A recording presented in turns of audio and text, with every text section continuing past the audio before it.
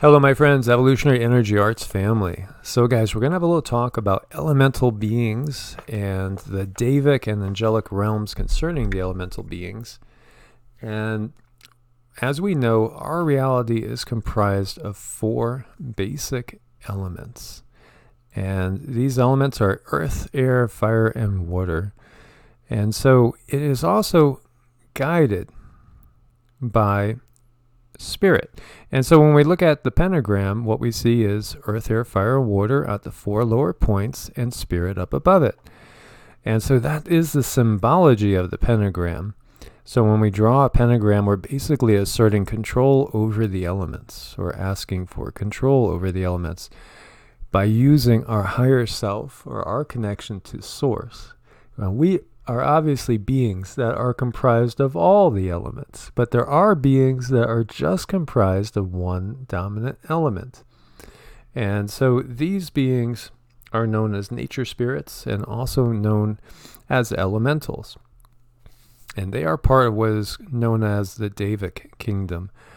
And so there is the line of thought that all beings start out at the first density. And the first density is basically the consciousness that you would have in a rock, a basic element.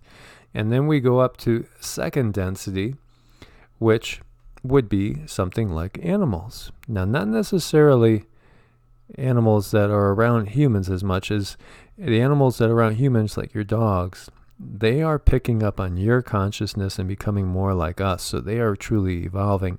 Everything evolves in this universe. Now, it doesn't mean Darwinian evolution is correct, but everything does evolve. Nothing changes, nothing stays put. Everything is energy. Energy cannot be created or destroyed. Energy is in a constant change, state of change and flux. And so we are progressing. We are evolving. Our consciousness is evolving. We use these life experiences to evolve. But there is the thought that everybody starts out as basically an elemental being, a simpler form of life composed of just one element. And there are many beings right now that are in that state. As we know, each element has its own attributes. And so same thing with signs. And all of us, depending on what sign we are. And again, there's much more to astrology than just your sun sign. But basically, you see here the earth signs are Capricorn, Taurus, and Virgo.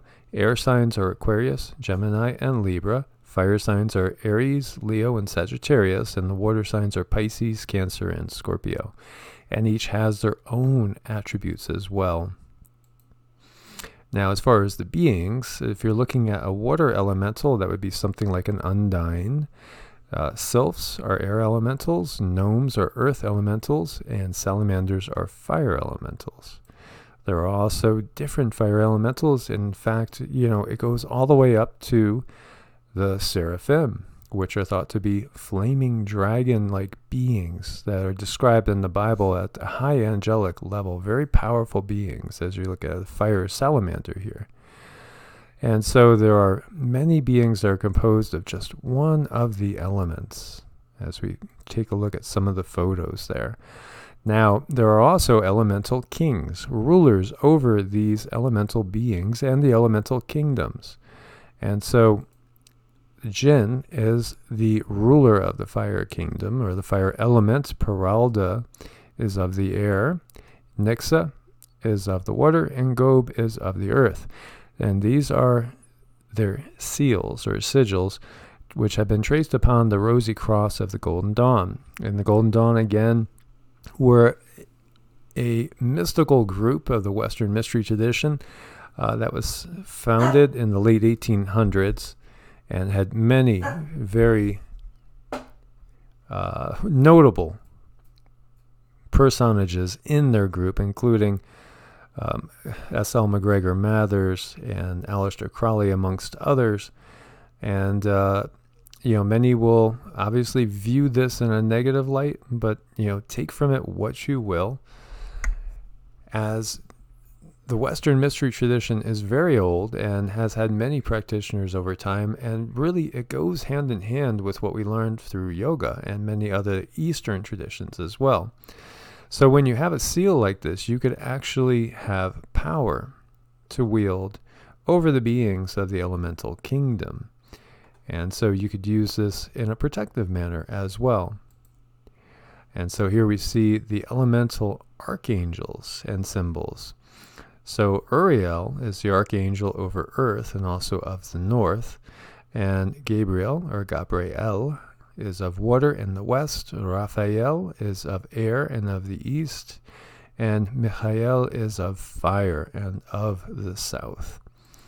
And so the Daivik kingdom is really a fascinating subject. And so it gets into archetypes, it gets into many different things. Now, I could tell you guys that I have myself experienced interaction with what I believe to be these beings, especially when I had a really great garden. And I was out in the garden all the time working it. And I would see little flickers of light, and I would hear, I swear, what sounded like a little pitter-patter of footsteps, but there wouldn't be anything there, but I could sense them. And so when there was a real lot of love in my heart and nurturing for the plants that was growing in the garden, it seems like it would draw these beings in. And there was a lot of wild interactions, and I actually saw a ton of orbs at that time. And it felt really nice, because honestly, when you sense these beings, they almost feel kind of like wild animals in that they're cautious about you, curious often, and cautious at the same time. And you might have a lot of little weird things happening, like little objects going missing and the like. Very interesting coincidences. So the forces of nature are often classified according to one of these kinds of expression, earth, air, fire, water, and spirit. And so operating at the most primal level with these expressions of these forces in the natural world are these beings called elementals. And so those working with the forces of earth in the natural world are called gnomes. Those working with water are called undines, and those working with air are called sylphs. And those with the expressions of fire are salamanders.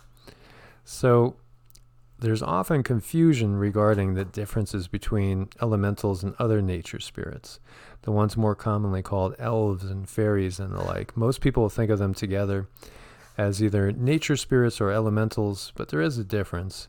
They are all of the same hierarchy, which is actually the angelic realm, but they serve different functions. So those of the fairy and elf level are more likely to display personalities, where the elementals themselves will display a more general characteristic. For example, in one family there might be a particular characteristic or trait that all members of a family have. This might be a tendency to baldness, thinness, sharp nose, blonde hair, etc. Each person in that family, although different, will display a unique personality despite having common characteristics, and elementals are just like that. So they are the building blocks of nature. They're close to being true energy and consciousness, and they have not developed enough to truly take on personality yet. When we're in contact with them, they stimulate strong, definable responses in us, and these responses are characterized by and labeled with an elemental designation, one of the four. So each of them reflects a basic energy pattern of the fairy realm as it builds and manifests in nature. They interweave to create and sustain all matter on earth. All four kinds of elementals exist in every aspect of nature and in every person. So we cannot exist if any of them are missing from our life, as they actually sustain our very bodies. So there are elemental beings that are just working on your body. That's what their whole job is. And as an energy healer, I communicate to them when I'm working on the body. And I'll actually mentally make note to say that, to say, I'm working with the body elementals. We're going to restore balance. We are restoring balance. And, actually I'll state it as such, as balance restored, optimal health, well-being restored. And just so they know, and then also I'm communicating to the cells as I'm doing this. And so when you're talking about fairies, elves, and things like that, it's not just the legends of children's storytelling. It's actually stuff that's based on fact and reality. And as children, we often might see these beings, but then we're conditioned to not think that they're actually real and there anymore as we become adults.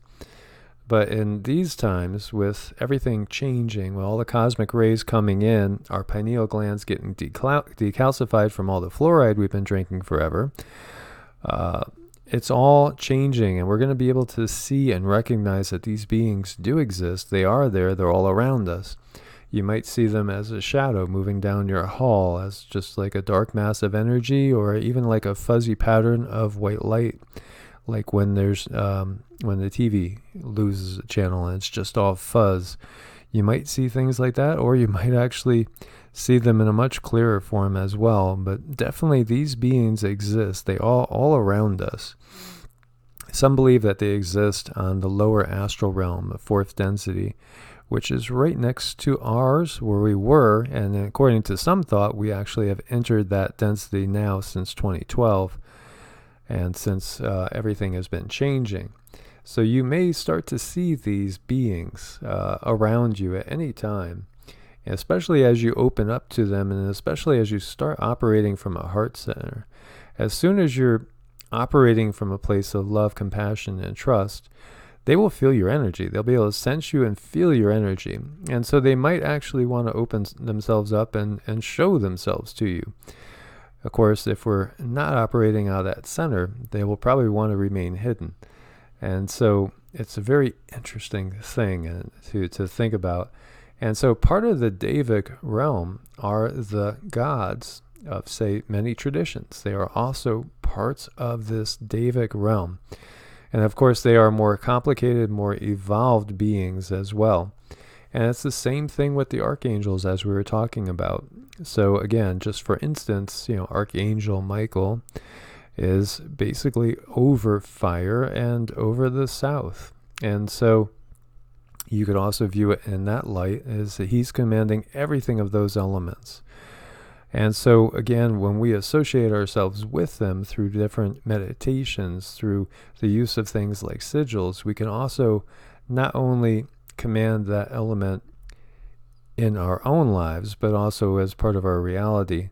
And so there's many different rituals involved there. So perhaps, you would want to connect with Nixa, for instance, if you're in an area that has drought. And you might ask for help from Nixa, which is the elemental king, using that sigil, and also connect with Archangel Gabriel or Gabriel and focus on drawing rain to the area. So that would be such a good thing going on right now in California with the fires going on. But at the same time, be very, very careful and be sure not to draw in a tidal wave or anything like that. So it's pretty interesting. I think we have been shut off from so many other realms, so many other realities. There's been so much fear put into us. And, the thought that all beings that are not human or, one of us or God have to be demons is something that was put there by those that don't want you understanding the bigger picture. And it really does stem in this modern day from the church itself, wanting to keep power for itself. Because as we open up to this and we start to understand, the greater picture and the fact that there are all sorts of beings all around us all the time. And when you get down to it, most of them are pretty much benevolent. There are some that are not benevolent. There are some that are out and out malevolent. And there are some controlling the world situation right now that are malevolent and also feeding off of the loosh, the negative energies that are created in this world. So it's just another level to our reality. And so as this article is getting into, this particular person views it such that the highest, most wise of the Daivik kingdom are the Elohim. So they're going out of that Judeo-Christian tradition. And every tradition has its own verbiage, own words. But we are talking about the same classes of beings, the same types of beings. And so here he is saying that between the elementals and the Elohim, we find the Devas. And these are separated into three main categories: Subdeva, General Devas, and Master Devas, called divine creators. And it's pretty wild when we look at the traditions around the world. We see there is a congruity. The word deva is derived from the Sanskrit language, meaning a being of brilliant light. And so these beings, the ancient and shining ones, were described as just that. They were the shining ones. They were beings that we used to be able to see. And perhaps we don't see them because our pineal glands are not up to full par. They're not fully online. Perhaps our vibrations are a little bit too low. Perhaps we've been corrupted by this world and brought down into a lower vibration. And also perhaps they've withdrawn from us in some ways as well, because we are not living in peace and harmony and love, and not based in a fourth chakra life where we're actually living out of the heart center. Because, these beings are heart-centered beings that basically are working to maintain order. And they are there to help you. They are here all the time if we just simply ask. And it's interesting, too, because there is a relationship, an energetic relationship between us and them.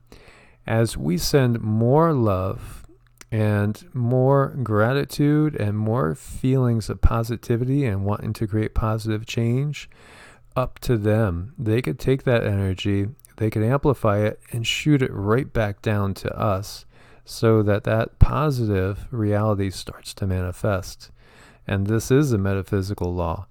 So we could realize that we need to ask. Again, it's stated in so many religions and so many traditions, ask and ye shall receive. But you have to ask. That's the key. So we have to come in contact with them. We have to work with them. We have to stay positive.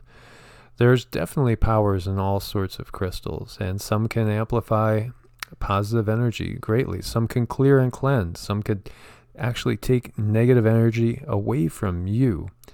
Realize too that just as your body, your physical body, was first constructed from a blueprint. This blueprint is an etheric blueprint. So when we are conceived, there's already a blueprint. As soon as that happens and conception occurs, there's a blueprint there of your body. And this blueprint comes down from on high, and it's going to be you. And so the cells divide, cellular mitosis happens, the cells divide, and they basically follow that blueprint. In the etheric realms, we can put our intention out, create a blueprint on the etheric realms, send the energy up to the high Daivik realms. So that would be the devas, like the gods and goddesses, for instance, like Ganesha and Lakshmi, but also from other traditions as well. Or if you're not comfortable with that, go to the archangels. You could use them both, because they are all benevolent beings.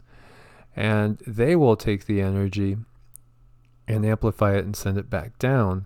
So it ends up manifesting. And when it manifests first, it manifests in the etheric, and then the physical will come later. So again, it's all about intention. It's all about having basically thoughts of no harm to others, because ultimately there's two paths. There's service to self and service to others. And the service to self side that we're talking about here is more of a selfish side, because you could be in service to self in the sense that you could go ahead and take care of yourself by exercising every day, only eating the right stuff, and doing spiritual practices and meditation and yoga and QiGong and that type of thing. That is service to yourself, but that's also in a positive sense, and you're not harming anybody. So when we're talking about the service to self, service to others, what we're really talking about is when you're doing things and it's irregardless of what happens to others. So it's more like somebody dropped their wallet. Oh, it's Jane Doe. Oh, well, there's $200 in here. I'm taking it. I'm not reporting the wallet. I'm going to just throw it in the garbage. That's what we're talking about, as opposed to looking up Jane Doe and bringing it back to them. So that is really what we're talking about. These benevolent beings want to help benevolent people and help them along the evolutionary path. So they will take the energies that we put out there and amplify it and help us to manifest it in our life. So I wanted to give you guys a little taste of that. I hope that you found it interesting. I look forward to your comments. Please do share what you've experienced in your life. If you've had any instances of contact with these elemental beings of all types, any curious situations where things gone missing, or where you've seen perhaps a sparkling of energy or light that you could attribute to some sort of being along those lines, and we'll go into greater depth in future videos. As always, my friends, like, share, subscribe. Come join us on Patreon. Thank you for your support. God bless and namaste.